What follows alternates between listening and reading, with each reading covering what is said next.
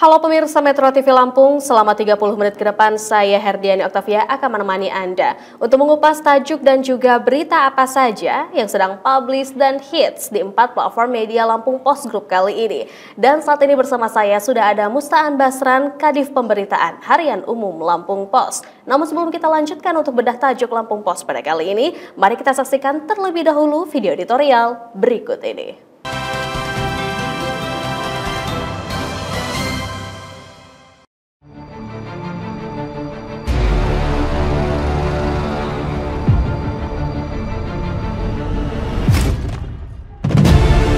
Pendidikan kualitas berkeadilan.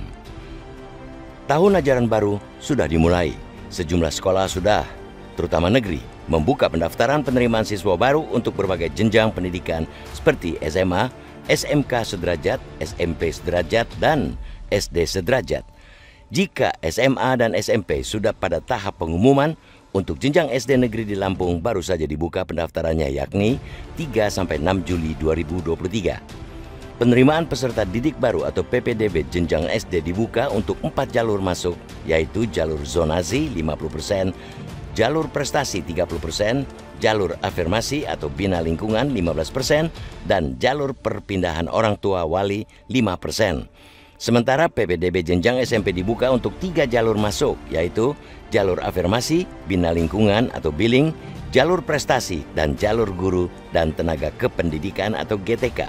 Pendaftaran untuk ketiga jalur masuk ini dibuka selama 4 hari, yaitu 26-27 Juni 2023 dan dilanjutkan kembali pada 3 Juli 2023. Meski demikian, kekisruhan dalam penerimaan peserta didik baru yang terjadi di sejumlah daerah perlu jadi bahan evaluasi. Salah satu penyebabnya adalah sistem zonasi. Sejumlah peserta didik dan orang tua sangat diuntungkan dengan sistem ini karena dianggap lebih berkeadilan, tetapi banyak pula yang merasa dirugikan. Tujuan sistem zonasi ini sebenarnya baik, seperti tertuang dalam Peraturan Menteri Pendidikan dan Kebudayaan Nomor 14 Tahun 2018, penerimaan peserta didik baru atau PPDB tidak hanya berdasarkan prestasi, tetapi juga berdasarkan zonasi atau tempat tinggal, jalur umum, serta jalur afirmasi atau jalur khusus bagi keluarga tidak mampu. Melalui sistem zonasi, peserta didik yang tempat tinggalnya dekat dengan sekolah yang dituju mendapat prioritas untuk diterima. Celakanya, celah ini dimanfaatkan sejumlah wali siswa dengan memalsukan domisili anaknya. Kasus yang kerap terjadi, beberapa bulan sebelum PPDB, domisili anaknya sengaja dipindahkan dan dimasukkan pada kartu keluarga kerabat atau orang lain yang lokasinya dekat dengan sekolah yang dituju. Perubahan dan jual beli kartu keluarga pun menjadi marak menjelang PPDB dengan melibatkan aparat kelurahan dan kecamatan. Begitu juga dengan jalur afirmasi yang kuotanya minimal 15-20% dari jumlah kursi yang tersedia, memberikan peluang bagi mereka yang secara ekonomi mampu bisa mengenyam pendidikan. Bagi siswa berprestasi, kedua jalur ini dianggap kurang adil karena mengabaikan kerja keras mereka dalam meraih prestasi tinggi di bidang akademik. Nilai ujian yang tinggi dikalahkan oleh domisili dan faktor ekonomi keluarga saat akan masuk sekolah yang dituju. Apalagi kuota jalur prestasi lebih sedikit dibandingkan kuota zonasi dan jalur afirmasi.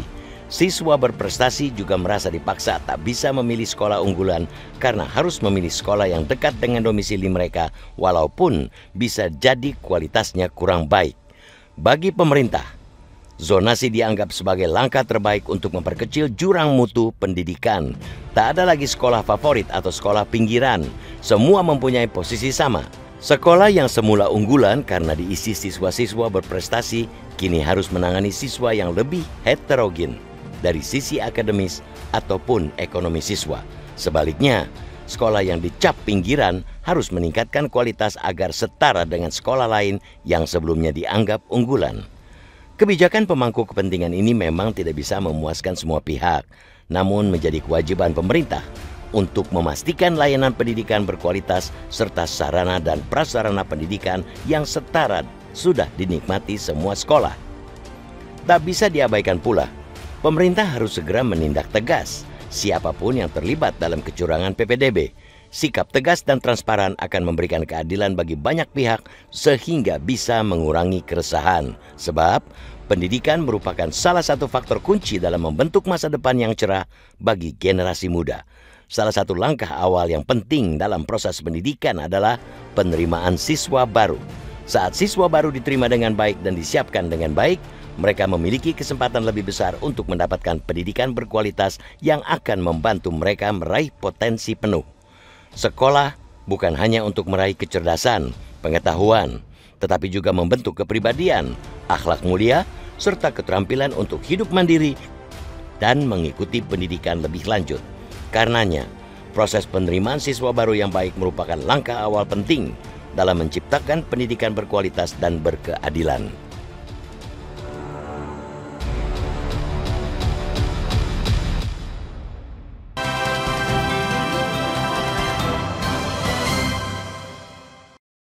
Oke, Bang Aan, apa yang menjadi sorotan dalam tajuk Lampung Pos? Tajuk kita kali ini menyoroti tentang pendidikan kualitas berkeadilan ya. Jadi memang kita menyoroti tentang dunia pendidikan, bagaimana hasil dari pendidikan itu harus dimulai dengan hal-hal yang diawali dengan kejujuran atau fair lah gitu ya.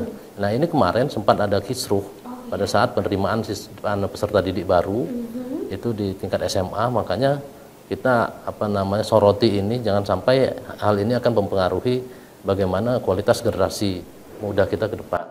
Oke, ini menjadi salah satu fenomena yang juga kita angkat pada saat ini. Kenapa akhirnya obrolan kali ini terkait dengan PPDB memang harus dipantau secara luas ya oleh masyarakat khususnya yang ada di Provinsi Lampung. Nah, saat ini memang waktunya ya Bang ya PPDB dari jenjang SD, SMP, SMA. Kemarin memang terjadi fenomena kisruh.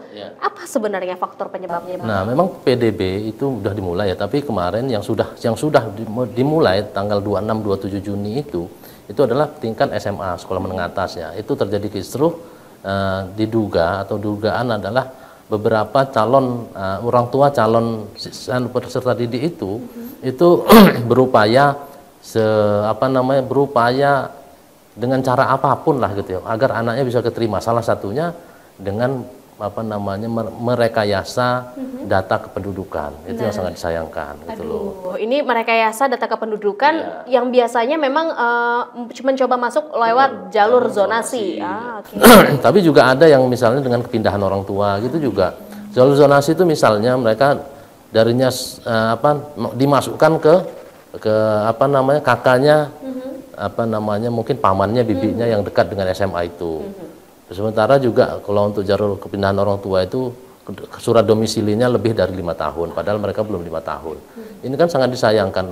Mengapa orang tua memilih cara yang tidak benar untuk memulai anaknya menuntut ilmu gitu kan ya? Bagaimana nanti nasib generasi muda kita ke depan kalau memang hasilnya dengan cara-cara curang seperti itu. Baik, walaupun mungkin niatnya ingin memberikan pendidikan terbaik dengan mungkin menurut orang tua ada sekolah-sekolah khusus yang mereka inginkan sehingganya menempuh berbagai cara, tapi tentu itu tidak akan fair ya. Itu kan pendidikan itu kan juga tidak sekedar melatih otak ya secara akademik ya, tapi juga dengan akhlak ya.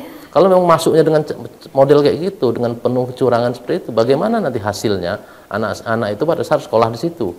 Apakah dia mampu mengikuti cara-cara atau dia mengikuti cara-cara yang curang yang sudah dilakukan orang tuanya pada saat dia mau masuk sekolah itu gitu. Baik. Nah, padahal tentunya kita juga bisa untuk manfaatkan beberapa jalur zonasi, maksud kami jalur penerimaan dari PPDB itu sendiri. Nanti kita akan lanjutkan lagi obrolan kita Bang Aan, dan untuk Anda pemirsa Metro TV Lampung tetaplah bersama kami dalam Bedah Tajuk Lampung Pos.